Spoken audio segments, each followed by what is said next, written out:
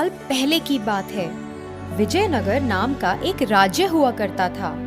उस राज्य में कृष्णा नाम के एक राजा की हुकूमत थी। एक बार जब राजा सो रहा था, उसे एक सपना आया। उसने सपने में एक आलीशान महल देखा। उस महल में भिन्न प्रकार की बत्तियां थीं और वो हवा में उड़ रहा था। अगले दिन से राजा इस सपने के बारे में भूल नहीं पाए। अचानक उसने सबको एक सभा में बुलाया और अपने सपने के बारे में बताया। उसने ऐलान किया कि अब वो इस सपने को हकीकत में बदलेगा। इस फैसले के बाद सब सोच में पड़ गए। अरे, ऐसा महल कैसे बना सकते हैं?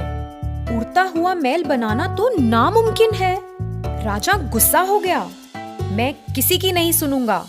तुम जो भी करो, मुझे बस ये सपने को हकीकत में बदलना है। जो भी ये महल बनाएगा, मैं उसे खूब सारे तोहफे इनाम में दूंगा। काम जल्दी शुरू हो जाना चाहिए। ये बोल के राजा वहाँ से चला गया। सभा के सारे लोग हैरान रह गए। कुछ दिन बीत गए। राजा उस सपने के बारे में अभी तक नहीं भूल पाया।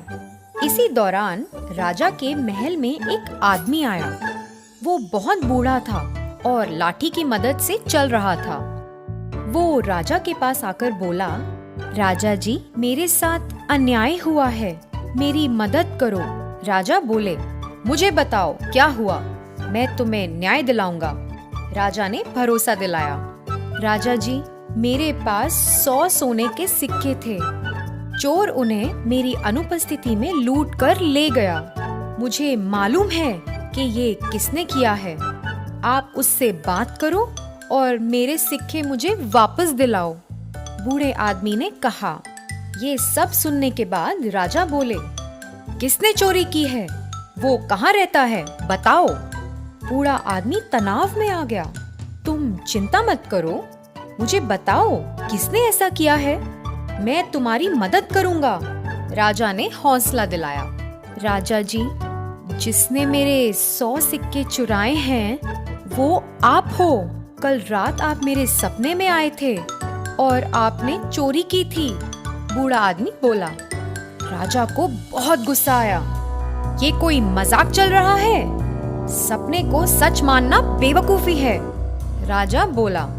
ये सुनते ही बूढ़े आदमी ने अपनी दाढ़ी और मूंछ उतारी और लाठी को भी फेंक दिया। उसने अपना पूरा भेष बदल दिया। वो बूढ़ा व्यक्ति तेनालीरामा था। राजा जी, मुझे माफ कर दो। और कोई रास्ता नहीं था। मैं यही आपको बताना चाहता था कि सपने को सच में बदलना नामुमकिन है। ये सुनते ही राजा कृष्णा हंसने लगे। राजा को एहसास हुआ और उसने तेनाली को शाबाशी दी। उम्मीद है ये कहानी आपको बहुत पसंद आई।